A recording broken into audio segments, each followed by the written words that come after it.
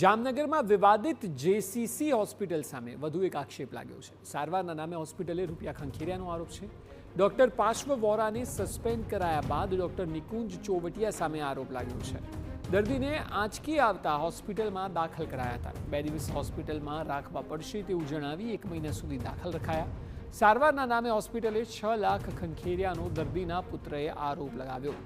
Doctor Nikunj Chovatiya અને hospital સામે કાર્યવાહીની માંગ દર્દીના પુત્રએ કરી છે। સમગ્ર ઘટના આમ તો સપ્ટેમ્બર 2022ની છે, પરંતુ તાજેતરમાં જ હોસ્પિટલમાં પીએમજેવાય યોજનામાં ગરબડનો ખુલાસો થયો હતો, જે બાદ આરોગ્ય વિભાગે યોજના માટે હોસ્પિટલનું લાયસન્સ રદ કર્યું છે અને ડોક્ટર પાર્શ્વ વોરાને સસ્પેન્ડ કર્યા છે। જે બાદ હવે વધુ એક દર્દીના પુત્રએ હોસ્પિટલ તંત્ર સામે ગંભીર આક્ષેપ કર્યા છે।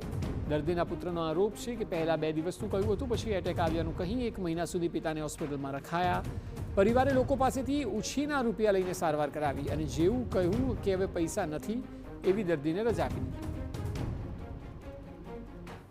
મારા પપ્પાને આંચકી આવેલી હતી, એના માટે જેસીસી હોસ્પિટલમાં અમે બતાવવા માટે ગયા હતા। એ લોકોએ એવું કીધું કે 2 દિવસ એડમિટ કરવા પડશે। 2 દિવસના 4 દિવસ, 4 દિવસના 6 દિવસ, 6 દિવસ પછી એ લોકોએ એટક આવી ગયો છે એવું દાવો કરી કે મહિનો દિવસ સુધી અમને રોક્યા।